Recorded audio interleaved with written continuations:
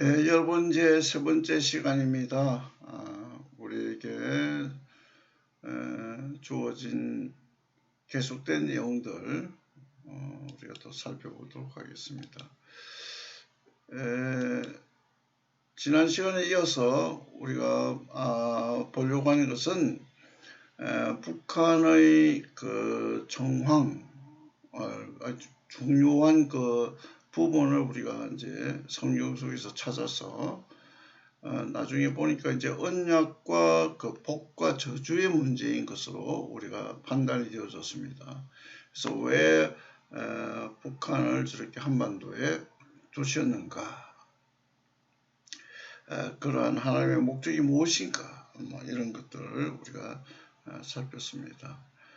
여기 슬라이드에 나타나 보이듯이 이제 blessing, 그 복, 그 다음에 curses, 저주, 이런 내용들을 우리가 오늘 수업의 세 번째 시간을 살펴서 우리가 공부해 보도록 하겠습니다.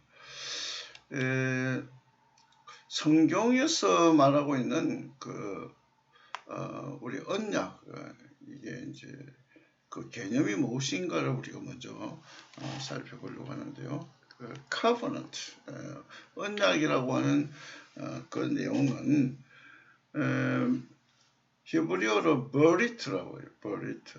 이제 뜻이 무엇인가? 주권적으로 사용되는 피로 맺은 약정, 이렇게 설명이 될 수 있습니다.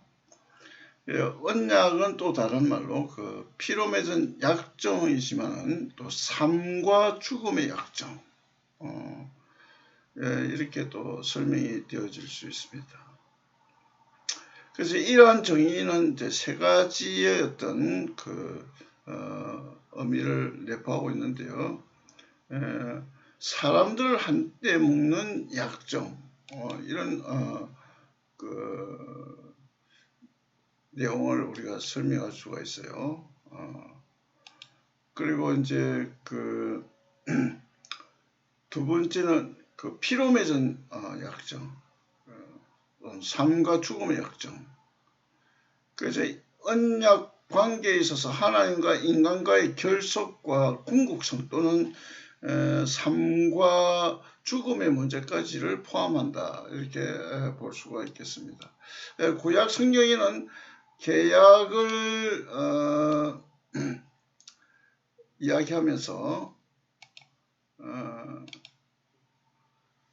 그 언약 관계를 이야기하면서 하나님과 인간과의 결속의 궁극성, 곧 삶과 죽음의 문제까지를 이제 다 포함하는 거예요. 그래서 구약 성경에서 계약을 체결한다 이렇게 말할 때 그 번역되는 구절은 문자적으로 계약을 자른다. 보통 이해는 좀 가기가 힘듭니다만은 절단이라는 그 의미가 있어요. 절단. 그 언약의 결속성과 관련된 중요 사상이에요. 언약 수립의 그 제2 예식 때 쪼갠 동물이 사용돼요. 이게 불 사이로 쪼개서 지나가도록 그렇게 하는 거예요. 그래서 죽기까지 그 서운하는 약속을 말하는 것이죠. 잘려진 동물은 서약한 사실을 범할 때 계약자 자신에게 임할 저주를 나타내는 거예요. 그러니까 약정은 그 죽음, 즉 피의 약정이라는 말이에요. 피 흘림이 없이는 사함이 없다는 거 히브리서 9장 22절의 말씀처럼 성경의 강조점과도 잘 어울립니다. 그래서 성경에 나타난 피의 의미는 잔인하거나 살벌하다는 그런 의미가 아니고 생명을 상징하기 때문에 중요한 것입니다. 생명이란 피 속에 있는 것이죠. 그러니까 레위기서 17장 11절에 피 흘림은 생명에 있어서 심판을 나타냅니다. 그래서 구약 성경의 인물들과 하나님과의 총체적인 관계는 다분히 언약적이라고 할 수가 있습니다. 언약은 그때 살고 있던 사람들을 넘어서기까지 계속 그를 확인하는 조항이 포함될 수 있습니다. 그래서 실제로 성경의 언약들은 수천 대까지 연장이 됩니다. 그래서 신명기 7장 9절이나 시편 105편 8절에 나타난 내용을 통해서 우리가 찾을 수가 있습니다. 그 다음에 세 번째는 그 언약은 주권적으로 사용되는 피로 맺은 약정이에요. 그래서 오랫동안 학계에서는 상호조약의 혹은 협정 이런 말로 언약이 연구가 되어졌는데 최근에는 성경에서 하나님 언약의 절대 주권적인 성격을 주장합니다. 그래서 성경의 하나님 언약에는 흥정이나 또는 교환이나 교섭이 있을 수 없다. 그래서 그 하늘과 땅, 천지의 절대적인 주님이신 그 언약의 말을 말하는 명령으로 이제 삼는 것이죠. 그러므로 이제 언약은 주권적으로 사용되는 피의 약정이다. 이렇게 설명이 될 수 있습니다. 자, 그러면 그 언약의 성격은 두 가지예요. 통일성과 다양성이 있는데 언약 시대에 언약은 그 시대에 따라서 하나님과 인간 사이에 세워지고 또 소멸되어졌는가, 아니면 오늘날 우리에게도 관계를 맺고 있는가, 또 언약은 어떠한 강조점에 따라 분류할 수 있는가, 또는 언약은 이스라엘에게만 적용된 것인가, 아니면 그 이상인가, 뭐 이런 것들을 우리가 살펴봐야 합니다. 자, 그래서 우리가 이제 볼 때에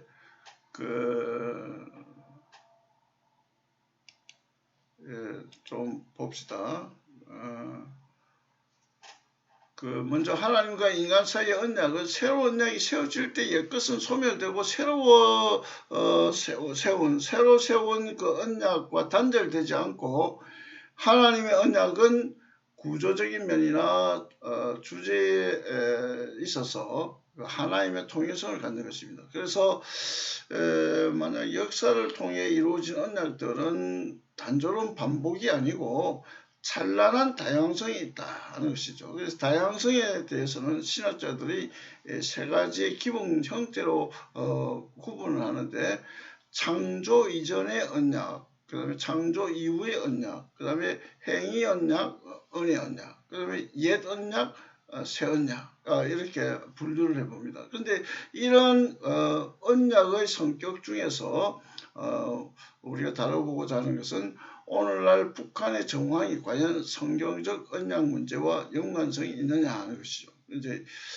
이것을 잘 설명할 수 있는 언약의 성격은 언약의 구조적 통일성에서 설명할 수 있겠습니다. 그래서 언약의 구조적 통일성은 첫째는 역사 경험에서의 통일성이에요. 그래서 이는 하나님과 그의 백성 간의 역사가 진전됨에 따라서 언약 수립 내용 면에서 통일성이 나타나고 있으며 상호 불가분의 관계에 있다는 것이죠.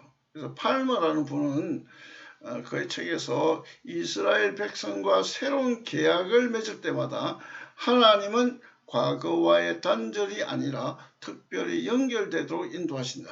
그래서 아브라함, 다윗, 모세 언약을 예로 들면서 증거를 합니다. 뿐만 아니라 언약 아래서 삶의 역사를 통해서도 통일성을 나타내고 있는데, 이는 금송아지 문제로 하나님의 자비를 구할 때 출애굽기 32장 13절 14절이 나타나는데요.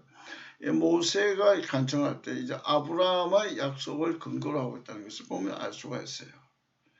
또 이제 두 번째 언약은 혈통적인 사역에서 통일성이 있어요. 그래서 신명기 5장 2절에서 3절에 있는 말씀을 보면 우리 하나님 여호와께서 호렙산에서 우리 언약을 세우셨나니 이 언약은 여호와께서 우리 열조와 세우신 것이 아니요 오늘날 여기 살아있는 우리 곧 우리와 세우신 것이라. 이거 옛날에 했는데 그 통일성이 있는 거예요. 그 다음에 이제 내가 오늘날 언약과 맹세를 너에게만 세우는 것이 아니라 오늘날 우리 하나님 여호와 앞에서 우리와 함께 여기 선자와 오늘날 우리와 함께 여기 있지 아니한 자에게까지라. 이 신명기 29장 14절 15절인데 이런 내용의 말씀을 통해서 보면 사람들을 자신의 백성으로 삼으시는 그 하나님의 언약은 일사불란하게 통일된 하나의 원리가 있게 되어진다 하는 그런 내용입니다. 따라서 오늘날 그리스도 안에 있는 우리들 21세기 기독교인들은 하나님은 시내산에서 계약을 맺었다고 할 수 있는 것이에요. 다 연결된다는 말. 이 말을 뒷받침할 그 언약의 약속이 천대까지 영원한 언약이라는 세대 원리로서 성경 말씀은 그는 언약 곧 천대에 명하신 말씀을 영원히 기억하셨으니 이것은 아브라함에게 하신 언약이며 이삭에게 하신 맹세며 야곱에게서 세우신 율례 곧 이스라엘에게 하신 영영한 언약이다. 이 시편 105편 8절에서 10절에 있는 말씀이에요. 그 다음에 신명기에도 이런 말씀이 있어요. 그런즉 너는 알라 오직 네 하나님 여호와는 하나님이시요 신실하신 하나님이시라. 그를 사랑하고 그 계명을 지키는 자에게는 천대까지 그 언약을 이행하시며 인애를 베푸시되. 이제 신명기 7장 9절에 있는 말씀이거든요. 그러니까 그 신학적 팔모는 천대라는 이 말을 그 영원한 계약의 개념을 표현한 것이라 보고요. 문자적으로 해석을 한다 해도 천대는 한 세대를 20년으로 보면 그 계산을 보면 천대는 2만 년이에요.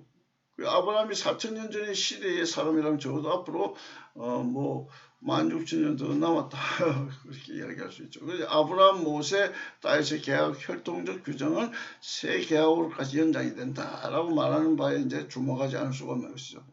더불어 언약의 혈통적 규정은 아브라함의 축복은 새 언약에 있어서 성령을 받는 것과 관계되고 새 계약하에 신자들에게는 성령의 선물을 아브라함의 약속이 실현되는 것으로 이제 주어졌어요. 이 갈라디아서 3장 13절에서 14절에 있는 내용의 말씀이 보존하는 거예요.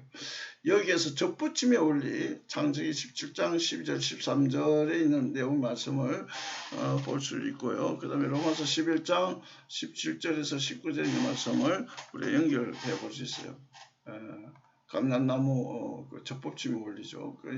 이방인이 완전한 의미에서 이스라엘이 될 수 있다는 거예요. 그러니까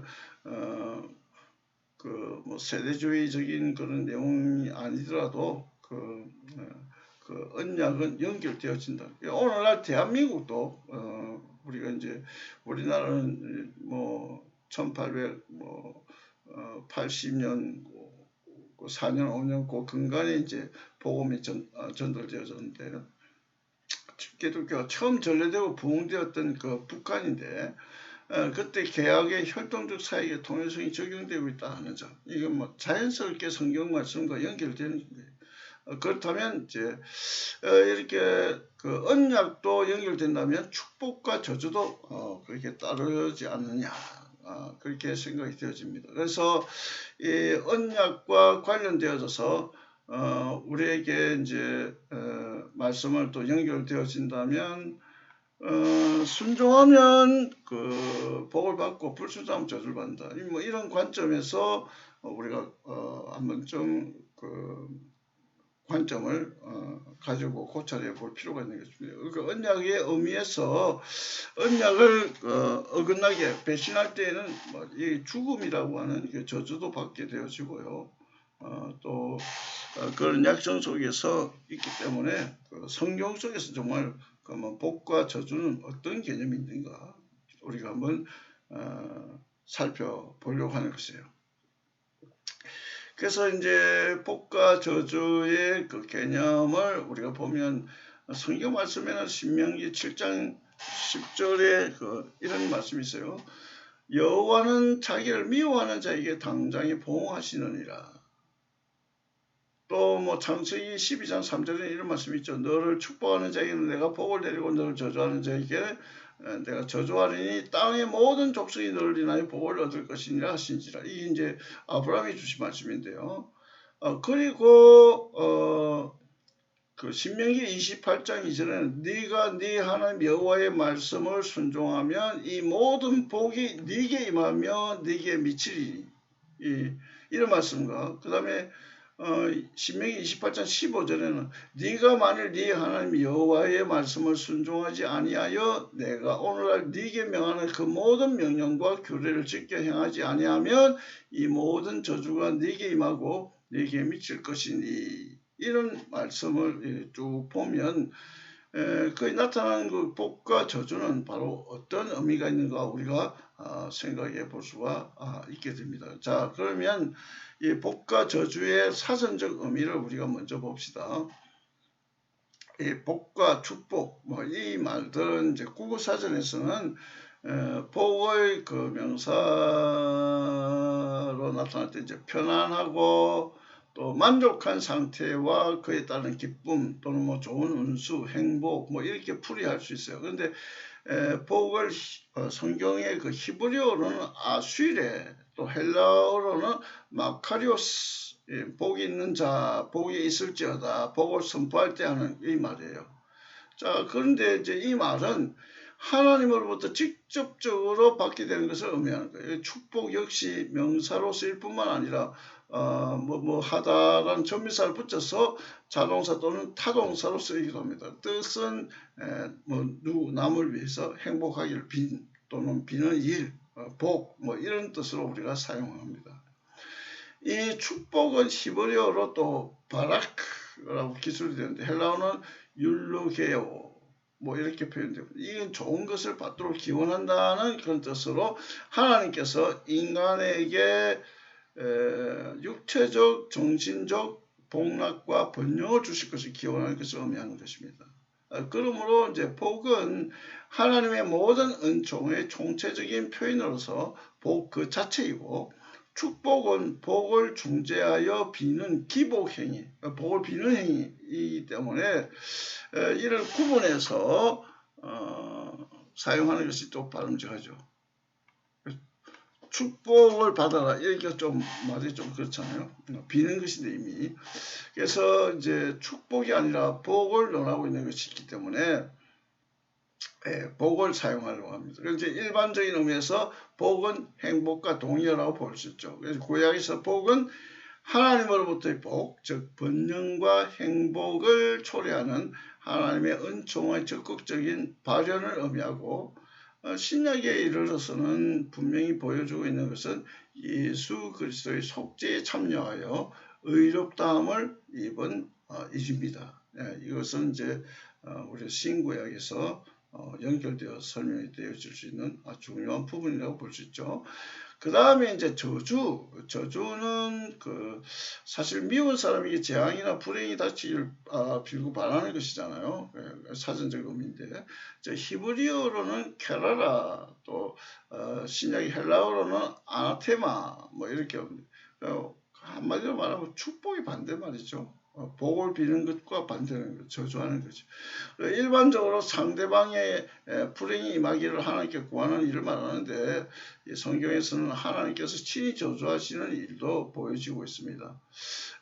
구약에는 적에 대한 저주의 신뢰가 많이 기록되어 있어요. 욥기 31장 30절이나 시편 7절 59편 12절 이런 데 보면, 그러니까 고대 사회에서, 고대 세계에서는 한번 입에서 발해진 저주는 반드시 효과가 있는 것으로 믿어지고 있었다고 봅니다. 그래서 보다 중요한 것은 죄가 저주를 가져와 불행케 한다는 것, 신앙인데요. 창세기 3장에 에덴 동산의 기사에서는 뱀은 죄를 도입했기 때문에 저주가 되고, 아담과 하와의 죄로 땅은 저주를 받습니다. 그래서 신명기 27장에는 무슨 위반하는 자에게 저주가 임할 죄로 표시가 되어지는데, 그런 저주는 이제 하나님께서 사람에게 주시라고 하시는 은혜의 상대물이라고 생각해야 할 것입니다. 그래서 사람은 하나님께 순종해야 할 것인지의 여부를 스스로 결정하고 하나님께로부터 주어지는 복을 받아야 할 것입니다. 신약에서도 이 저주의 관념은 죄를 범한 자 위에 임하는 심판과 관련되어 있어요. 그래서 무화과 나무 저주 같은 거, 마가복음 11장 12절, 14절, 20절에도 포함이 되어집니다만. 자, 그래서 이제 하나님께 대한 불순종에서 그들 스스로의 불행을 자초한 유대인에 대한 비유라고 볼 수가 있겠습니다. 자, 그러면 이제 신학적 의미를 우리가 한번 살펴보려고 합니다. 복과 저주의 신학적 의미, 창세기에 이제 나타나는 내용들을 쭉 보게 되는데, 사실 복의 단어가 처음 사용되어진 게 창세기 1장 22절이에요. 여기에는 이제 복이라고 하는 표현이 이제 생육하라, 번성하라, 충만하라, 정복하라, 지배하라, 이런 내용이에요. 이제 이거 공통적으로 보여지는 어떤 모습의 특성을 보면 확장한다는 뜻이에요. 확장. 예. 어떤 말하면 중단이나 축소가 아니라는 거예요. 근데 이제 저주는 확장의 중단이에요. 축소하는 거예요. 예. 그래서 복은 확장, 저주는 중단 아니면 축소. 그러면 이제 복은 그럼 어디서 오는 것인가? 그 근원이 무엇인가? 이런 내용들을 우리가 보겠는데요. 복을 강조한 것은 아브라함의 언약 속에서 5번 그렇게 강조되어지고요. 또 6번이나 강조되어지는 나 여호와는 일방적이고 주권적인 은혜의 복을 주시는 주시는 시혜자로서 드러냅니다. 그래서 복의 수혜자인 아브라함은 역시 허물과 죄로 죽은 자. 에베소서 2장 1절에서 3절이죠.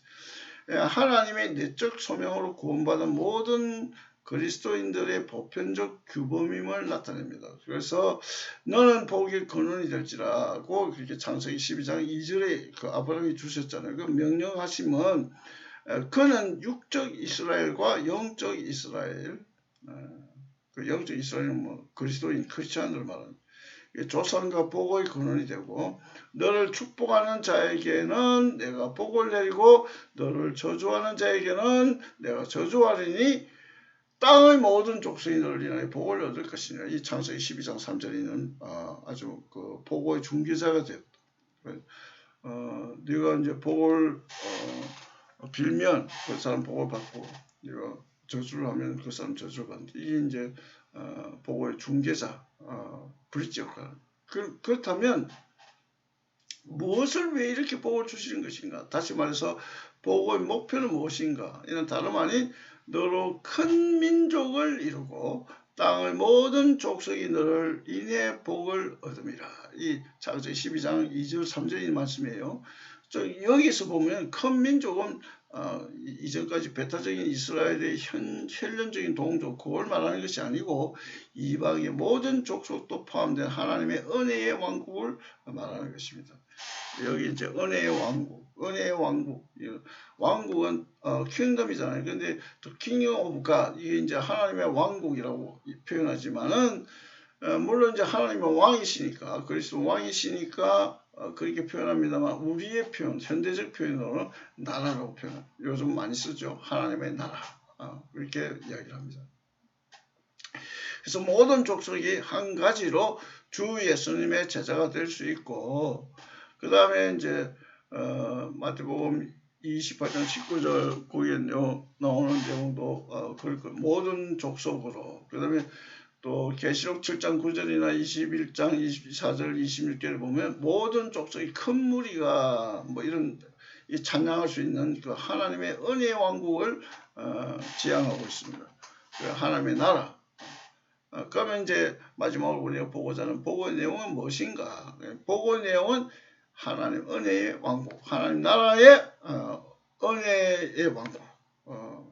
그래서 그 나라는, 이 왕국은 창세기 1장 2절의 창조에서 나타나는 내용처럼 그 중심부에는 왕국, 신전, 건축이 진행된 그런 내용들, 창세기 3장에서 계시록 20장의 그 인간 타락에서 하나님의 구속, 이런 그 구도, 그 다음에 하나님의 왕국에 건설되어지는 대치되는 그런 긴장관계, 뭐 이런 것들, 그 다음에 계시록 22장 21절 마지막 부분에 보면 그 은혜의 왕국으로 마지막 끝을 장식하고 맺습니다. 자, 이런 은혜의 왕국의 3대 요소는 주권, 국민, 영토 이거죠.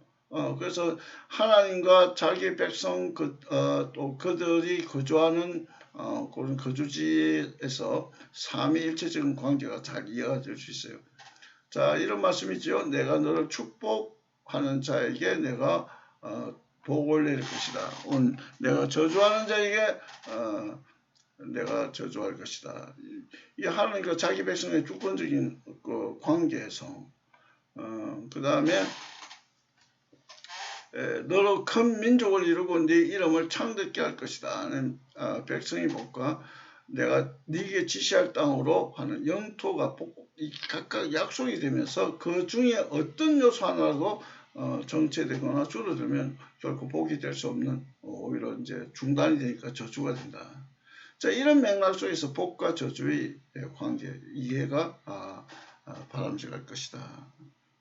그래서 이러한 우리가 이때까지 이제 살펴본 북한의 정황의 중요성은 실제적으로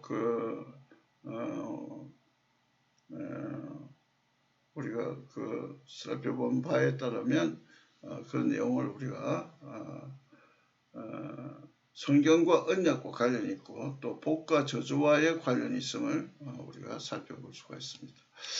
자, 그래서 이런 내용들을 우리가 쭉 보면서 슬라이드에 미처 제가 올려놓지 못하는 것들 여러분 그 PDF 파일을 통해서 제가 PDF 파일이 완성된 것이 아니기 때문에 여러분들 좀 죄송스러워요.